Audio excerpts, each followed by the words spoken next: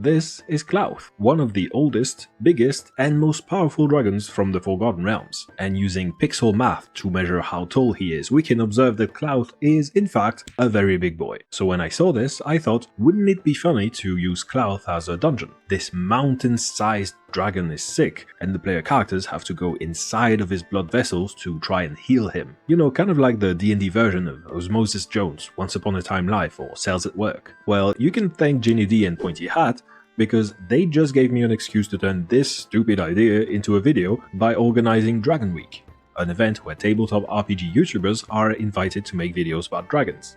So if you'd like to discover a bunch of new channels, there's a playlist in the video description, and if this is your first time coming across my channel, hi, I'm Trek. I'm a game designer, and I usually make videos like this one where I use a silly premise to trick you into learning about adventure design techniques. So what would an adventure inside of a dragon look like exactly? Well, after doing a bit of research, because my last biology classes were more than 15 years ago, the first thing I noticed was that organs tend to be connected together pretty densely. There's blood vessels, the lymphatic system, the nervous system, and all three of them connect to pretty much every single organ, muscle, and bone, with just a few exceptions. So if this were a regular dungeon, it would look something a bit like this, with every room connected to every other room almost directly, and that is going to have a huge impact on the type of adventure we can run here. For example, it can't really be a gauntlet style adventure where the players know what they must do, but they need to overcome a bunch of obstacles on the way there, because if that's what we set up, then we'll end up preparing a couple dozen encounters, but our players are likely to go directly from point A to point B and ignore everything else. So immediately, an adventure type that is way more suited to this kind of environment is going to be a mystery. The players have access to the entire map, and navigating it isn't terribly difficult, but it's not clear at the start where the objective is or even what the objective is, until the players explore enough of the play space to piece together the secrets you want them to find. Now, you might have heard about the 3-clue rule by Justin Alexander. It's a popular piece of GM advice for how to run mystery, which goes something like this. For every conclusion you want your players to reach, you must create 3 clues. The idea is that you don't know what your players are going to latch onto, so you want there to be some redundancy. But as someone afflicted with a terminal case of not being a T as a kid, I have a bit of a problem with the 3-clue rule. The fact that it doesn't explain how to come up with those conclusions you want your players to reach. It's a useful tool for making sure that your mystery runs well at the table, but you need to have a mystery in the first place to use it. Thankfully, the 3-clue rule isn't just this one sentence. It's actually part of a series of articles which go way more in depth about how to put together a good mystery. So in this video, I kind of want to reorganize those articles into a step-by-step process that would work better for game masters like me. And I'll use this dungeon, that's a dragon, to give you a concrete example you can follow along so you can see this method in action. So step 1, world building. The idea here is to come up with a bunch of NPCs, locations, lore, etc. The reason that's important to do first is that we know we're going to come up with a bunch of clues later, and it's going to be a lot easier to come up with those clues if we give ourselves material to bounce off of. So for this video, I took a pretty deep dive into the Draconomicon from 3rd edition, as well as Fizban Treasury of Dragon from 5th edition, the Forgotten Realms wiki, and a bunch of other sources. And I found a bunch of lore related to Klauth and to dragons in general. And because I knew I wanted an inside-out type situation, I tried to find a list of different diseases a dragon might have that would require adventurers to fight it from the inside of the dragon's body. And if you want fantasy illnesses, there's a good amount of choice here. Vampirism, lycanthropy, mind flayer, ceremorphosis, Sladai, chaos phage, but I wanted something that felt more unique to dragons. So it couldn't just be an adventure you could have in a human's body. And the one thing we know about Klauth is that he is one of the oldest dragons in the entire world. So that begs the question, what happens to dragons when they get to his age? And what I found is that when dragons get too old, assuming they don't get slain before then, they experience something known as the twilight. Their bodies start to shut down, they grow weak, and they have to make a choice between 3 possible outcomes: guardianship, Dracolegidom, and departure. If the dragon opts to become a guardian, it basically fuses with the natural world, and its magic infuses the terrain to protect it and turn it into a nesting ground for the future generation of dragons. If the dragon opts for legdom, it seals its own soul away into a receptacle so that when it dies, it can just possess a new body. And finally, if the dragon opts for departure, the dragon consumes its entire hoard of magical items, which gives it a temporary surge of arcane power. And using this, the dragon ascends. Its body disappears, it becomes a spirit, and maybe even joins the dragon's pantheon. Now, Clouth is a red dragon, and to red dragons, bragging rights are everything. They're all about pride and feeling superior to others, so guardianship, not really the vibe. Dracolichdom might seem appealing, or at least you would think so, since it gives dragons immortality. But put yourself in the shoes of a red dragon.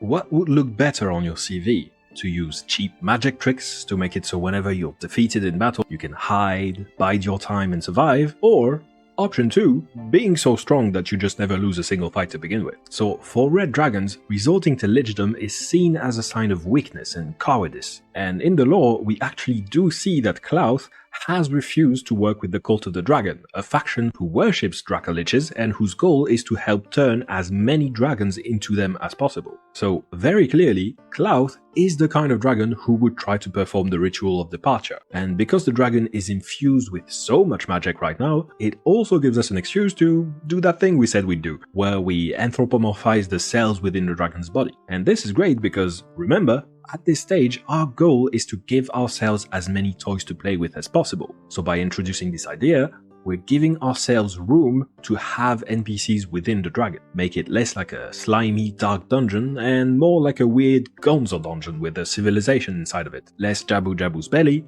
more Mentopolis. Besides NPCs, another way we can give ourselves more levers to play with is to create locations our players will need to interact with, regardless of what the mystery actually ends up being, because we can use those locations to introduce ideas and NPCs, do some exposition and some foreshadowing. So, for example, we could tell our players that regardless of what the problem is, before they can even begin to solve it, they'll need to visit the thymus, the organ in the neck that's responsible for creating white blood cells. And they'll need to convince whoever is in charge there to give them some sort of a pass, so that the party is not seen as a foreign body by the dragon's immune system. And it's only after they succeed in doing this that they'll be able to navigate within the dragon freely. Step 2 is to use all of that world building we've just done to come up with the introduction for our mystery. The usual way to do this is to shove a bad situation in front of your players, and then you ask them to figure out what happened. So for example, in your typical whodunit, there's a demonetized body and the players are detectives who must find out who did, in fact, done it. But since this is a game, it's usually better to make the stakes more urgent or more personal to the player characters,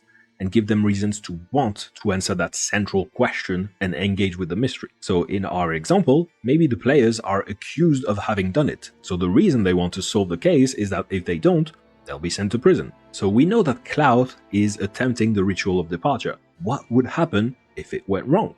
If the ritual failed? Well, according to the Draconomicon again, after consuming its hoard, the dragon has a number of days equal to its charisma, so probably around 20 for Clouth, to finish the ritual. And finishing the ritual is very easy. The dragon simply has to will it and it will disappear. The reason there even is a time limit to begin with is that dragons are overly dramatic, so they usually want to fly to a cool looking place before they say goodbye to the world. But if, for some reason, the dragon lets that time elapse, then the magical energy from the hoard dissipates and is wasted, and the dragon needs to perform the ritual again. Now, the problem is, if your Clouth and your hoard was worth hundreds of millions of gold pieces, probably enough to build multiple kingdoms, there isn't really an easy way to build yourself a new hoard. It's probably going to take a couple centuries at least, and you don't have that kind of time. Remember, during Twilight, dragons grow weaker instead of stronger, and because status is so important to red dragons, when they grow weak,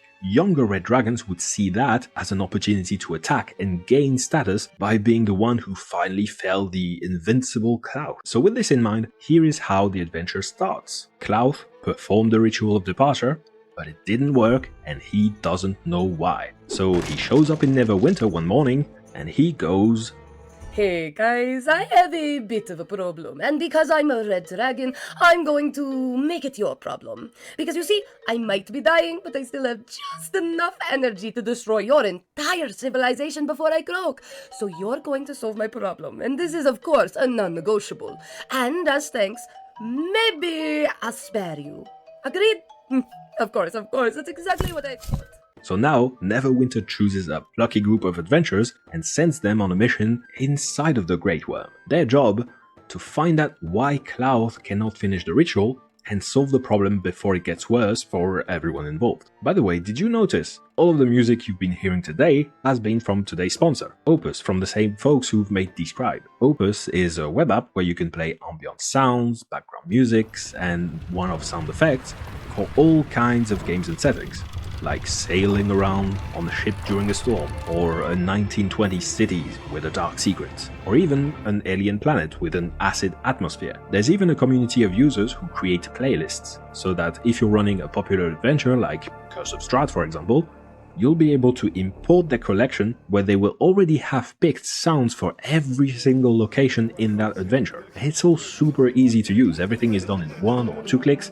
The web app automatically fades sounds in or out for you, and even if you run your games over the internet like me, you can just send a link to your players and everything will be synchronized on their end. So you can use the promo code Drakiros to get an extended 30-day free trial if you'd like to check it out, while also supporting my channel, which is really cool of you. But let's go back to putting dungeons in your dragons. Now that we have an intro, we need to think about the big secret you want your players to piece together. The who, how, what, why, when, where. If the intro asks the mystery's central question, step 3 is to come up with the answer. And here, again, having done all of that world building ahead of time is going to be very helpful, because that's what we can tap into to find an interesting answer. So we go through the list of enemies Cloud has, we know that he likes picking fights with other dragons, and we know that the Cult of the Dragon has been unsuccessful in convincing him to become a Dracolich. So here's what we'll go with for this adventure. One of the magic items in Cloud's hoard that he absorbed as part of the Ritual of Departure was actually gifted to him by the Cult of the Dragon. And that magic item, which is now in Cloud's appendix, turned out to be a cheeky bit of sabotage by the cult. As soon as the Ritual of Departure began, it started slowly absorbing Cloud's soul to transform him into a Dracolich against his will. So now, Cloud's soul is divided into 2 parts. The part of his soul that was already absorbed into the receptacle, which we'll call Mini Cloud, and the part that was left behind, Maxi Cloud. Now, the Ritual of Departure says that the dragon needs to simply will it, and the ritual will be complete. But because there are now 2 Clouds, they both need to will it, otherwise it will not happen. And that is why the ritual is not working right now. Mini Cloud knows that he will never be able to achieve departure. As far as he's concerned, it's already too late. He'll be stuck on the material plane in the form of a Dracolich forever. So even if Maxi Cloud goes through with the ritual, Mini Cloud will be left behind. But the longer Mini Cloud can delay this, by simply refusing to let the ritual end, the more of the dragon's soul gets absorbed into the receptacle, and the more powerful Mini Cloud becomes. So if he's going to be a Dracolich forever, Mini Cloud would rather be a powerful Dracolich rather than a weak one. So that's right, I put a dragon inside of your dungeon, that's inside of your dragon. And if I stop there, it would already be a good secret. But what I would like to add, since this is a role-playing game, is a big choice at the end of the adventure. So how about this? Because Cloud is such an old and powerful dragon, the receptacle is actually too small to contain his soul, and Mini Cloud doesn't know about this. He's acting based on the assumption that he's going to be able to become a Dracolich, but that's never going to work. So now there's 2 ways to solve the problem.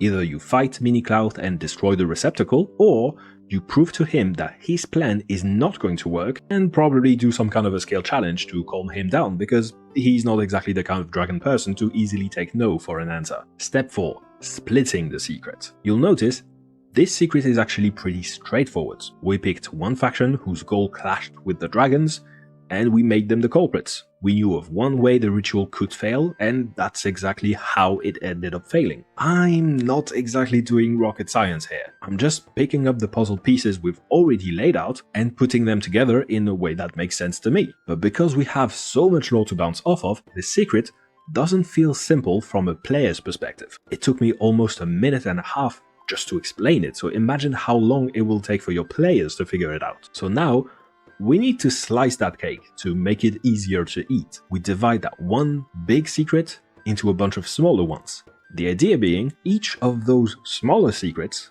will become the conclusions that we want our players to reach, the same ones that we need to create clues for according to the 3-clue rule. But how do we slice that cake? As far as I could find, there isn't really an established best way to turn one big secret into a healthy selection of smaller secrets. But here's at least one way that works. You start with the last thing you want your players to find out, the moment that gives them the solution to the adventure. And then you do that thing annoying kids do, where you ask, "But why?" a bunch of times. So in our case, we have two ways to make the ritual succeed: convincing Mini-Cloud and destroying the receptacle. So that's going to be our starting points. But then we go backwards by asking "but why" for each of them, and that gives us the next layer. We can make the ritual succeed by convincing Mini-Cloud because of two reasons. One, the reason the ritual is not working is that Mini-Cloud is disagreeing, and two, the transformation into a Dracolich is doomed to fail. And we can make the ritual succeed by destroying the receptacle because of two reasons again, one of which is also that Mini-Cloud is the reason it's not working, and the other being that Mini-Cloud is a Dracolich whose soul is stored inside of the receptacle. And then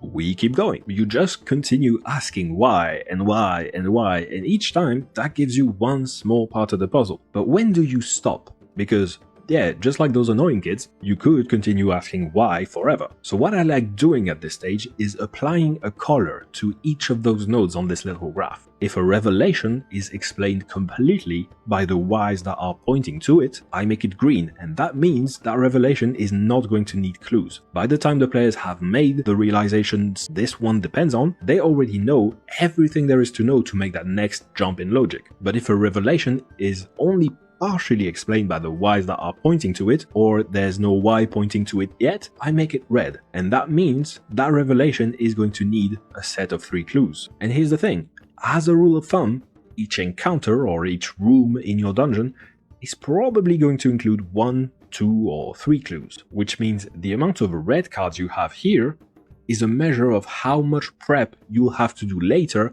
and how long it will take your players to solve the overall mystery. In my case, the dungeon is a dragon and the rooms are organs.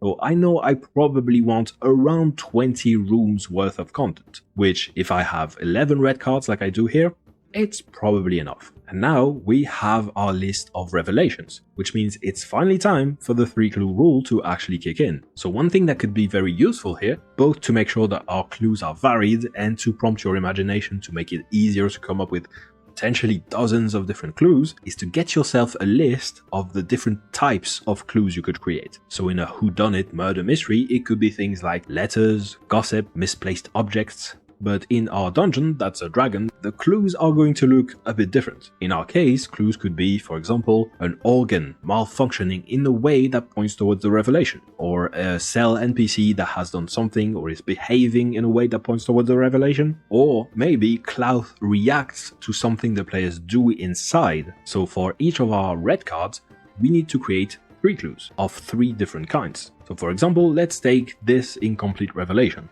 The more time passes, the more Klaus's soul is absorbed. For this one, here's 3 clues. 1. Throughout the nervous system and the lymphatic system, there are will-o-wisps that are actually tiny fragments of Klaus's soul, each containing 1 day worth of memories. And if you actually trail them, you'll find that they are coming from the brain and slowly drifting towards the appendix. 2. In the fundamentum, which is the fictional organ of a fictional dragon's fictional body, that is the source of that dragon's breath weapon and of its magic, the cells are panicking because the power output is decreasing, and it's decreasing at a much higher rate than normal, even for a dragon experiencing twilight. And finally, in the brain, there's an NPC who knows about the soul being drained away, but he's stuck in the unconscious and will need to be rescued. So here we have 1 clue about the existence of something weird and out of place, 1 clue that's an organ malfunctioning, and 1 clue that's something an NPC knows. And with that, you essentially have prepared a mystery. But I thought, in the spirit of Dragon Week, I'd ask a bunch of YouTuber friends to each create 1 encounter within this dungeon. So... Since the spleen is one of the locations that a party can get a pass at, we can have this formerly orderly organ devolve into chaos. Maybe the personified white blood cells are aligning with the mini-Klauth. Death is kind of the ultimate disease after all. You can drop clues about the cult of the dragon and their magical receptacle by having them shout lines like, "Change of plans, we will no longer be departing," or "We have been gifted a chance of immortality, do not squander it," and then having the party need to swear fealty to the mini-Klauth in order to get a pass. Okay, so this room is called Liver Let's Die, and the clue that we're dropping points to the fact that the receptacle is too small to hold Klauth's soul, so the ritual is guaranteed to fail. This is represented by a bunch of bilacteries, which are miniature versions of the phylactery that are forming in the liver. However, they can't fully form because every time they try to, they burst with the excess energy and throw bile everywhere. The exit to the liver is also guarded by the troll adder who lives in the gallbladder. He's indestructible, he takes no damage, he passes all saving throws, he's just a big old beef Wellington brick wall that the party need to get past, and the only way is to answer his 3 riddles. The way this room works is you use a real-life timer set to 1 minute, and every 1 minute of real-life time that passes, the party have to make a dex save to avoid a burst of acid from an exploding bilactery. So they have to solve 3 riddles to escape the liver before getting dissolved by the acid in real time. The pressure's on. I hope your party is smarter than they look, because you can't bash your way out of this one, and this room is deadly. Red dragons have serious superiority complexes, and that obviously extends to Klauth as well. Because of this, we all know that the dude works arms more than he probably should. When you get to the muscle itself is constantly building itself, which means it's set up a lot like a gym. The cells are all working together to make sure that it stays as pumped and as pretty as possible. The trouble is, it's hard to get through with a busy gym, and the cells themselves are too busy being all gym bro-y about it, so the player's task here is to get through, but how they do that is entirely up to you. Maybe there's a fight here, maybe they just have to convince the meatheads to let them through, or maybe they have to tell them that rest is important too. Among other treasures wedged in Klauth's teeth are the remains of 3 armored cultists. They still hold a supplicatory gift meant to persuade the dragon into lichdom, and they will attack any who dares take it. However, combat will irritate his mouth tissue. Missed attacks and stray spells will make his titanic tongue shift, and his flame glands snort sparks. So don't miss. When the players arrive in the intestines, they find a complete bloodbath. There's been a battle here between white cells of different factions. You can tell where the white cells are from because they're all knights in shiny armor, and they have a little coat of arms on their armor with a little doodle of the organ that they're from. There's a doodle of the pancreas and a doodle of the liver. But they are also knights from a 3rd faction, and they have drawn on top of their coat of arms a doodle of a dragon made of bones, so Draculich. If you scratch off the drawing to see what coat of arms was under, you can see these cells initially came from the appendix, and it seems these ones are the ones who attacked the white cells from the pancreas and from the liver. But on top of that, the white cells from the appendix look really weird, as in corrupted and partially rotten, which is kind of weird because the battle seems very fresh. You might even be able to get some extra information about Shadow Klauth the Draculich if one of those fallen knights happened to be a wounded survivor. Promises of a life continued on the material plane are being spread by red blood cells under the command of Shadow Klauth. But a rogue white blood cell within the bone marrow has been apprehending these treasonous cells, but in turn morphing into something stranger.